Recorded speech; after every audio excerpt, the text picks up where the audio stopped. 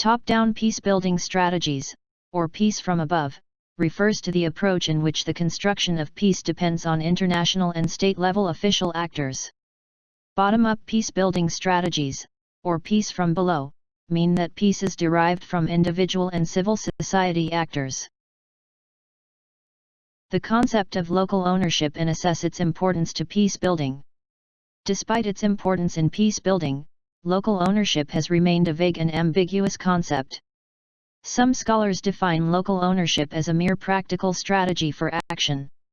In contrast, others see it as a principle directed against the domination by external partners in foreign-funded development cooperation and peace-building activities in an attempt to shift the balance of power in favor of local actors. In short, local ownership should be seen as a power transferring to the local actors, which would grant them the final decision concerning peace-building processes, including planning, management, and implementation, rather than bestowing a participatory role or consulting them. This power shift does not also mean a complete abandoning of outsider actors during the post-conflict reconstruction and peace-building process. The definition of local ownership has been shaped by the documents of OECD, the World Bank, and the UN. Local ownership refers to homegrown solutions to conflicts and for the partnership to be locally driven.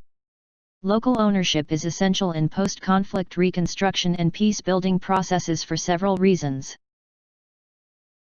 First, settlements do not guarantee the end of violence among conflict sides, and both hostile reactions and collaborative gestures emerge in the post-conflict process. The sustainability of peace depends on the participation and inclusion of formerly conflicting parties. These principles are an indication of local actors' commitment, responsibility, and consent. Second, the states, central authorities, state actors in provincial, municipal and village levels, non-governmental organizations, and also local communities could be debilitated during conflicts. In this case, the role and involvement of the international community and foreign actors are inevitably the empowerment of the host state and local actors. Third, the external intervention, which aims at empowering local actors for peace building and sustainable peace, is always questioned by the host country's citizens and institutions as an imposition and limitation to self-determination. Fourth, local ownership poses two other dilemmas before the international community and foreign forces. On the one hand, legitimacy requires not only approval and permission by the central authority of the host country but also the inclusion and consent of wider layers of society. On the other hand, giving priority to concrete outcomes and rapid reconstruction of the order, and also considering local actors as prone to corruption, partisan politics, and violent means, external actors show a tendency to install normative priorities and standards of the international community in the shortest time possible, at the expense of cultural sensitivity and equity. This process would eventually be regarded as an imposition by the host country and local actors, and jeopardize the peace-building process in the long run. Fifth, the most ideal and practical projects for post-conflict recovery and peace-building are the prioritization of homegrown solutions and bottom-up strategies while empowering local actors' capacities and nurturing civil society. The role of civil society and non-governmental organizations, NGOs, in conflict resolution and peace-building. Civil society is a political, social, cultural, and economic plane on which every individual and group can freely organize and pursue their interests and goals. Civil society is expected to encourage local actors to take responsibility for homegrown solutions to conflicts and grassroots peace projects. During these processes, local actors with shared values, interests, and purposes are encouraged to participate in the institutional design of peace. For local actors, institutionalization should be a primary goal for inclusion in peace-building processes. Civil society's inclusion in peace-building processes can be measured through the establishment and involvement of NGOs with specific objectives. The activities of NGOs are considered legitimate, given their normative and practical roles as well as their perceived distance from the interests of a specific state. The involvement of NGOs in peace-building processes is essential because of their ability to administer provisions from inside the conflict zone. NGOs' roles in peace-building can be delineated through service delivery and advocacy. The local involvement in peace-building processes. Local involvement and peace-building strategies are highly interrelated processes. First and foremost, local peace-building strategies are formulated by local actors' capacity, desire, and will to get involved in peace-building projects. In this respect, reaching, empowering, and convincing local actors for participation and inclusion become an essential strategy. Once the stakeholders, beneficiaries, collaborators, and partners are defined, the international community and the host state can design peace-building strategies. Since these projects are dependent on the empowerment of local actors, the international community can delineate specific strategies, including the reconstruction of the state capacity and its institutions to provide the distribution of essential needs such as security, justice, health, education, and infrastructure. It also involves local actors' empowerment, including the state actors, so that they have sufficient capacity to engage in peace-building processes and maintain a peaceful order to prevent further conflicts. It should be remembered that the underlying objective of local capacity building is to establish a self-sustainable state mechanism and developed society capable of maintaining a peaceful order to which outsider actors could shift power for maintaining it. Most common strategies applied by the international actors to build local capacity and local actors' involvement in post-conflict peacebuilding encompass aid donation, consolidation of security and judicial bodies, rebuilding of physical infrastructure, training and equipping of security, judicial, medical and educator personnel, and giving technical consultancy services and assistance. On the other hand, these top-down strategies should be incorporated with bottom-up strategies that encompass local dynamics, values, and efforts. Hence, a sense of ownership and legitimacy, which directly contribute to the sustainability of peace, could be ensured. The impact of women, youth, and media on conflict resolution and peace building. Even though women's involvement and position in peace building are encouraged and strengthened discursively, these goals remain limited in practice. One of the most critical issues during and after conflicts is the vulnerability of women. However, discourses and projects concerning women's role and participation in peace building are highly marginalizing and serve to reconstruct patriarchal power relations in societies. Similarly, the role and involvement of youth in conflict resolution and peace building remain limited. In the last decades, education and pedagogy have become one of the most primary focuses of the international community and the states since conflicts, and post-conflict peace-building processes reveal the importance of youth participation and interaction. Projects that promote the involvement of young populations among conflicting sides have become efficient instruments of peace building. Other critical issues concerning young members of the societies are the reintegration and education of child combatants and children born of war. Last but not least, the media is expected to transmit and share impartial information while also uncovering stories of the needy groups from conflict. The media is anticipated to stay neutral to the ideologist and propagandist lenses of any actor involved in the conflicts despite the pressure, censorship, and even threats. The bottom-up strategies in post-conflict reconstruction and peace building. Bottom-up strategies and mechanisms constitute key components for sustainable peace. Both international and domestic policy makers usually tend to treat societies as uniform and homogeneous structures and ignore local dynamics that potentially strengthen or transform political, economic, and social relations that determine people's lives.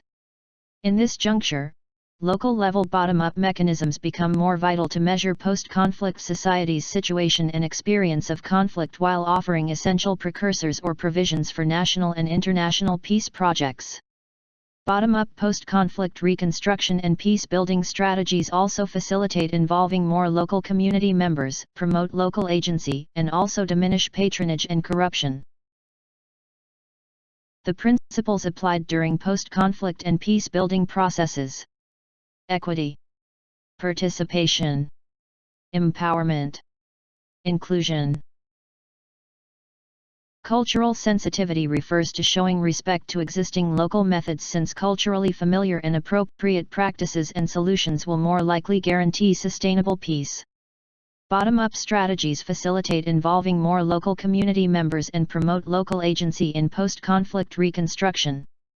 The establishment of independent Cyprus in 1960 is an explicit model of third-party arbitrations as a conflict resolution method. Local ownership refers to homegrown solutions to conflicts and the locally driven partnership.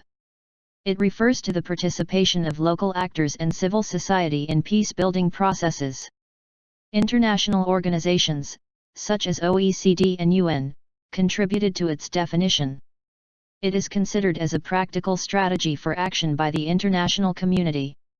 It is seen as an attempt to shift the balance of power in favor of local actors. The criteria for successful and effective local capacity building. Managing and distributing external resources justly and effectively. Managing and distributing local resources justly and effectively. Promoting reconciliation.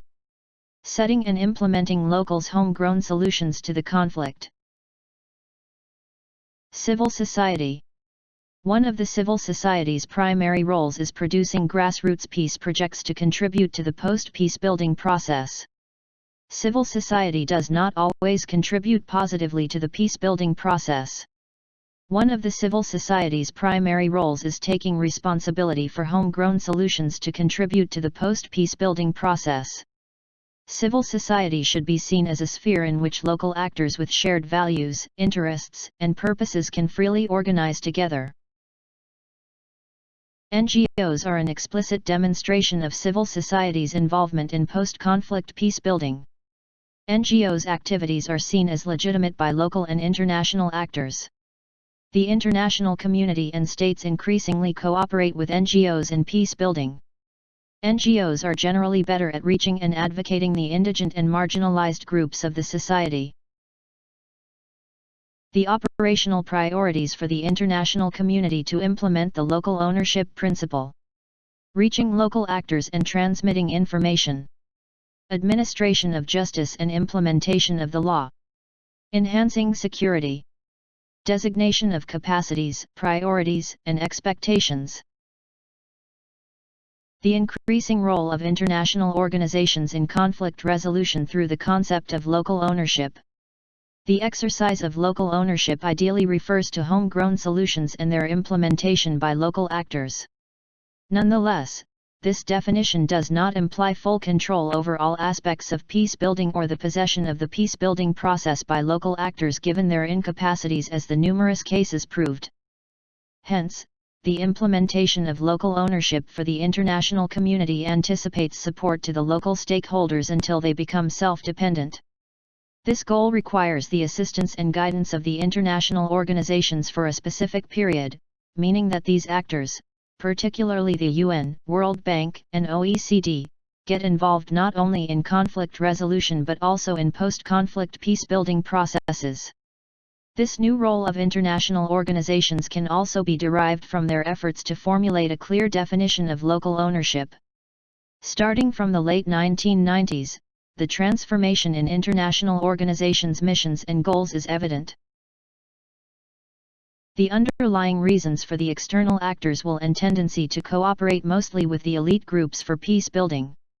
External actors mostly prefer to conclude post-conflict peace-building operations in the shortest period possible and incite host states and local actors to grow their capacity and institutions. It should be reiterated that empowerment encompasses the efforts to strengthen the capacities of local actors for their self-dependency to sustain peace.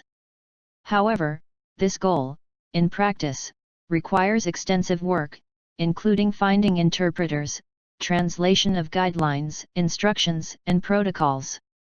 Since most of the indigenous, marginalized, and excluded groups often lack the resources, expertise, and will to collaborate with the external actors, the latter strives for the maximum number of concrete outcomes with quick fixes. At this juncture, foreign actors tend to work with the already developed actors of the host country, elite groups, at the expense of leaving most local communities outside peace-building projects. Nevertheless, these kinds of policies eventually lead to deadlocks or, worse, the reconstruction of the pre-conflict order. The risks of NGOs' needs and tendency to obtain international aid and funds during peace-building processes. Since almost each NGO needs foreign funds, these organizations bear the risk of turning to business ventures. Within this configuration, NGOs rally for international donors' attention and regular incomes even though they are allowed independently to organize and implement their agendas. However, this bilateral or multilateral engagement of the external donors and local actors bear the various risks, such as depoliticization and professionalism, which refers to more rhetoric rather than mobilization and collective action, deviating from peace-building goals and material change. This kind of fund pursuing and prioritization of personal material gains can result in deadlocks that impede post-conflict reconstruction and peace-building efforts in the long run. Additionally, NGOs' ambition for receiving funds could also turn the character of the relationship among actors to a client network nature, which forces local organizations to dedicate and follow the demands of the donors' agendas to the detriment of the priority of local communities' needs and projects. The importance of the term equity for international intervention in post-conflict reconstruction and peace building. Equity remarks the decisiveness of equal and just treatment to all parties with respect, time, and attention regardless of their capacities. First, it should be remembered that most conflicts are results of the unequal distribution of resources and rights. In this respect, since most cases reveal conflicts among unequal parties. Hence, abandoning of international actors in post-conflict countries and leaving adversaries to their own for settlements means leaving an open door to the reconstruction of the pre-conflict order with inequalities and unjust distribution of power. On the other hand, local ownership requires consent and collaboration of more comprehensive segments of the societies. Equity should be seen as an opportunity for the international community to demonstrate its determination and will to collaborate not only with the state and elite forces for peace building but also with the marginalized and vanquished populations of the host country to acquire legitimacy of each group. The restrictive effects of the gender-based policies in peace building by laying an example. The ambiguity of gender-based policies of the international actors, particularly the UN, reveals itself through the discourses on the position and role of women in peace building. First, the criteria for defining the women, which is gender, is problematic in itself, given that it is constructed on a binary language by positing men versus women. This logic is also at work for specifying roles for actors through gender, for instance, motherhood. As mentioned above, these definitions and discourses become inoperative when women seemingly cross the borders by becoming soldiers and combatants, given that these labels are traditionally identified with manhood and masculinity. At the same time, other concepts, namely the land honor, are matched with femininity as the terms motherland and woman's honor epitomize. Local ownership, an important principle related to post-conflict peace building. It acts as a principle directed against any domination by external partners. It aims at shifting the balance of power in favor of local actors. It grants local actors the final decision authority on a peace-building process. It refers to self-reliance of local actors that would assure peace through good governance. A wise strategy that should be applied by international actors toward building local capacity and ensuring local actors' involvement in a post-conflict peace-building process. Providing financial aid or donation. Strengthening the judicial bodies. Rebuilding the physical infrastructure. Training and equipping the security and medical personnel. Even though the ultimate aim of the local building is the transfer of power from international staff to local actors, premature power shift might lead to catastrophic consequences. For instance, this was the case in Bosnia in 2003, when political development showed the signs of returning to ethnic politics at the municipal level. The Greek Cypriot side rejected the Annan Plan, concerning the future status of Cyprus, in 2004. The result was disappointing for conflict resolution. While the Turkish Cypriot side approved the Annan Plan with 65%, the Greek Cypriot side rejected it with 76%. Participation and inclusion refers to bringing and deciding who to elect as stakeholders for the most effective negotiation and decision-making processes for active engagement. Participation and inclusion makes the effectiveness of sustainable peace. Local ownership emerges as a key feature of post-conflict reconstruction and peace-building processes. Legitimacy is important about foreign actors' presence.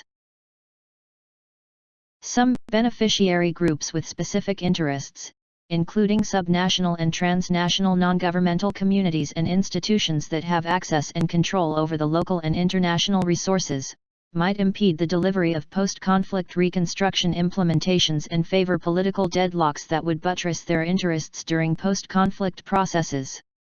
What should be aimed in this case is the empowerment of all sides to grant them the capacity to follow their interests for a just redistribution. The position of women in conflict regulation and peace-building processes was most explicitly defined in 2000 by UN Security Council Resolution 1325 on Women, Peace, and Security. The resolution recognizes women's role as agents in peace-building and sustaining security in all levels of decision-making and implementation in development activities and peace processes that pre-existing gender equality efforts bring forward. The role of the media is one of the most decisive factors in both conflict resolution and post-conflict peace-building phases. In general terms, the media is expected to serve as an unbiased source of information and transmitter of untold stories from conflict zones that call for international attention to the conflicts. Additionally, media is one of the entrenched conduits to reach into indigenous communities and needy groups. However, the pressure and censorship on local media by the state authorities and threats by confronting parties during conflict times are well-known facts.